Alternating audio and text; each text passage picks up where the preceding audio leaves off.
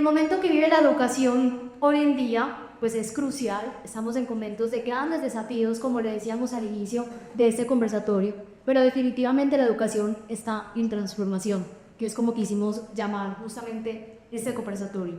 Desde sus roles, ¿cómo describen el momento actual que vive el sector educativo en Colombia? ¿Qué les preocupa y qué les inspira? Tal vez lo primero es que a mí pocas cosas me preocupan. Yo prefiero ocuparme a preocuparme, la verdad. Y en ese orden de ideas, creo que el mensaje es cómo, desde el punto de vista de instituciones de educación superior e instituciones educativas, nos ocupamos. Y nos ocupamos de un escenario que yo no lo llamaría como una época de cambio, sino un cambio de época. Y cómo nos ocupamos de ese cambio de época de tal manera que como instituciones educativas, siempre lo he dicho, no terminemos convirtiéndonos en Jurassic Park, lugares de enorme interés pero crecientemente irrelevantes para un mundo que nos supera. Creo que la institución o las instituciones educativas no pueden darse el lujo de que eso suceda. Porque los desafíos son gigantescos y ahí es donde aparece la ocupación. El desafío de un cambio demográfico brutal en donde a portas de los próximos 7 años la mayoría de la población en Colombia será entre los 35 y los 50 años. Cambia radicalmente la forma como enseñamos o la forma como operamos como institución educativa.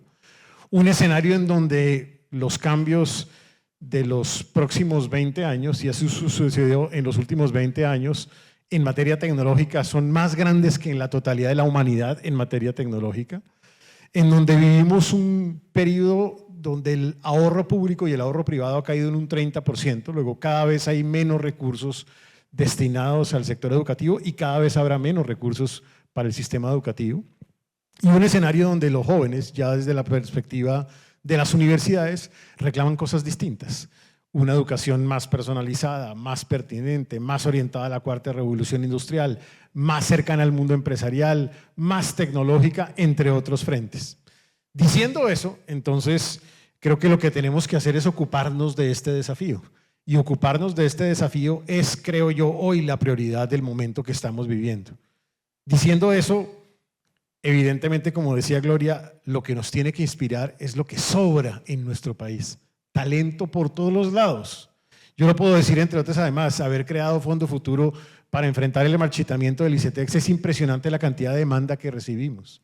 Haber contribuido a crear Generación A bajo la conducción del Grupo Argos, es impresionante cómo en una semana se nos presentan miles de jóvenes sin mayor publicidad, pues para los cupos en el sistema educativo. Luego, talento, lo que hay es de sobra.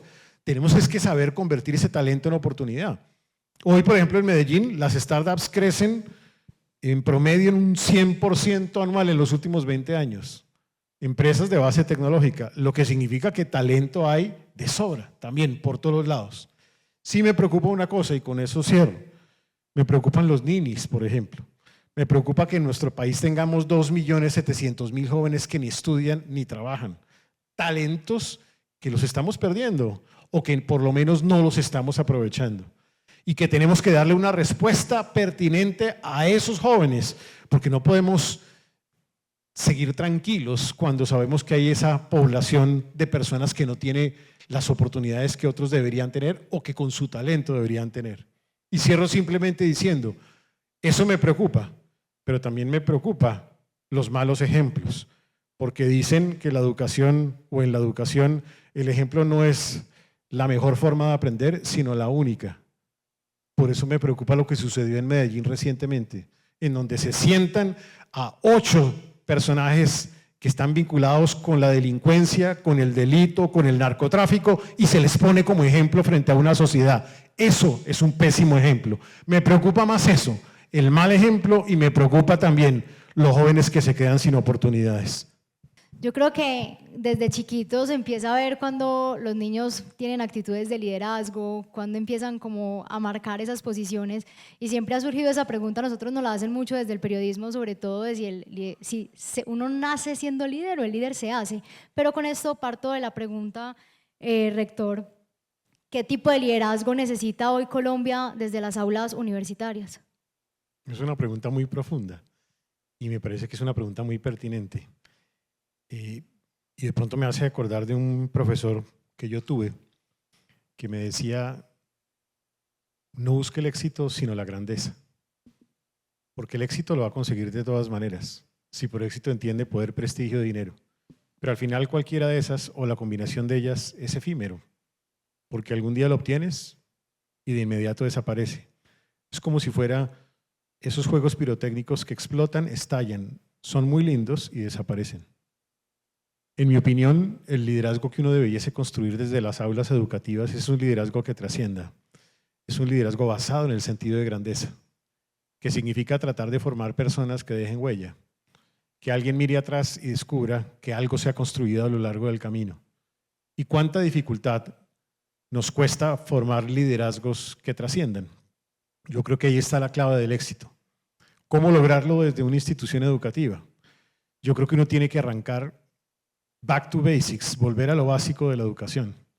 Lo que pasa es que desafortunadamente en la educación también con el paso del tiempo se fue concentrando en el objetivo de ella, el número, el dato, la evaluación, el ranking, la nota.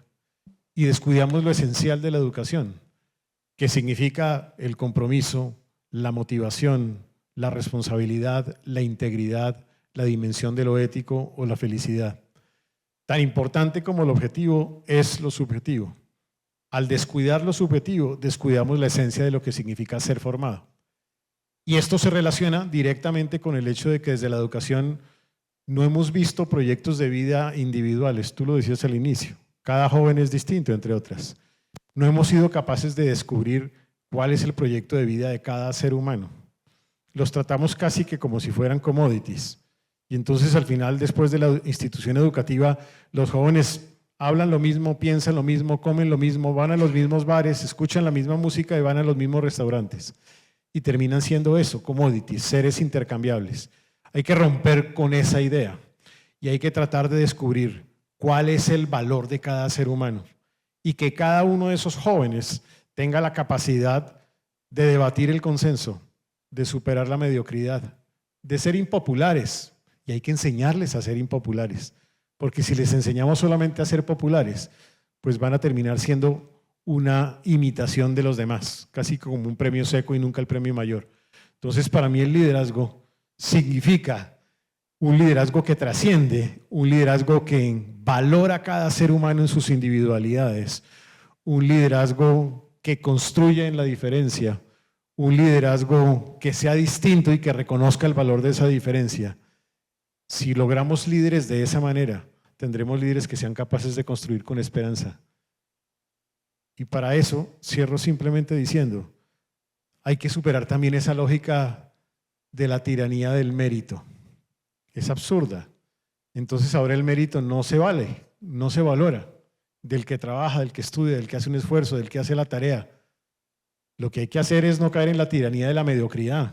Hay que valorar el mérito y exigir además que aquellos que tengan el mérito suficiente sean reconocidos. No hay que tenerle miedo a eso. Si no, nos terminamos en lo que nos quieren llevar, que es una sociedad basada en derechos.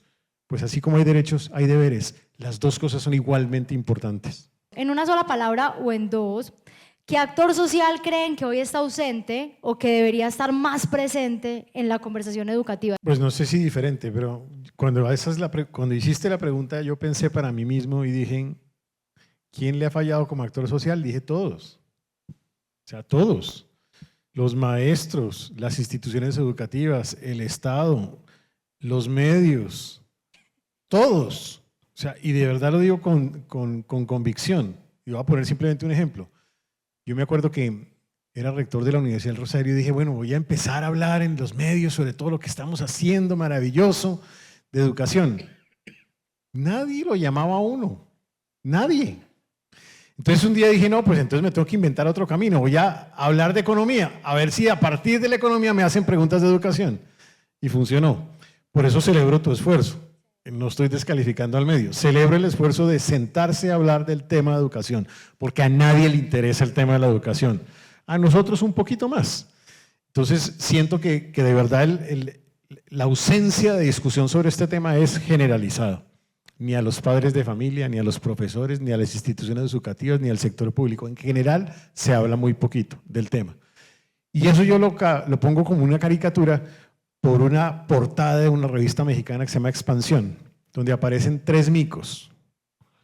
Un mico que tiene los oídos tapados, no escucha nada, que es el Estado. No estoy diciendo que en tu caso pase eso.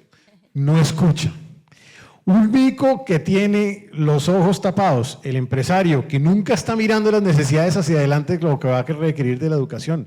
El empresario tampoco le interesa. O sea, seamos claros, muy poquito. Y otro mico que tiene la boca tapada, que es la propia institución educativa, porque estamos frente a instituciones mudas. En medio de estas circunstancias, cuando se pone en riesgo a la institucionalidad, mudas todas las universidades mudas respecto a lo que está pasando.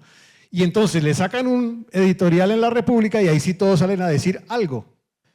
Pero voy a decirlo claramente, frente a esto que está sucediendo, todo el mundo callado. Entonces yo creo que en general hemos sido todos ausentes de la discusión sobre el tema educativo. Hoy en día, con todo lo que está pasando, los jóvenes son los que menos creen, por ejemplo, en la política, los que menos se involucran en la conversación de ciudad, en la conversación de país. Ellos son los más incrédulos, por decirlo de alguna manera, pues nadie los juzga, ¿cierto? Pues también pues tendrán sus experiencias y sus dudas, por decirlo de alguna manera. ¿Cómo educamos en democracia? ¿Cómo hacemos también desde nuestro rol para que los jóvenes se interesen a participar? Para que los jóvenes quieran incluir este tema de país, de ciudad, en sus conversaciones cotidianas. Tal vez lo decía el maestro Miguel de Unamuno, quien no aspira a más llegará a no ser nada. Yo tengo esperanza, porque claramente creo que hay oportunidades para hacer algo mejor. Y creo que como sociedad tenemos que tener ese compromiso, sobre todo porque estamos en una nación absolutamente espectacular, la segunda más biodiversa del mundo, con enormes potencialidades de culturas y territorios, con el mejor talento incluso en América Latina, lo dice el Foro Económico Mundial. Pero claramente lograr esto no solamente depende que cada uno lo internalice, sino depende de cada uno de nosotros, desde la familia o desde las instituciones educativas. Porque como decía tal vez el tío Ben del Hombre Araña, el poder viene con responsabilidades. El poder de ser una institución educativa también viene con la responsabilidad de formar jóvenes que tengan siempre una esperanza por delante.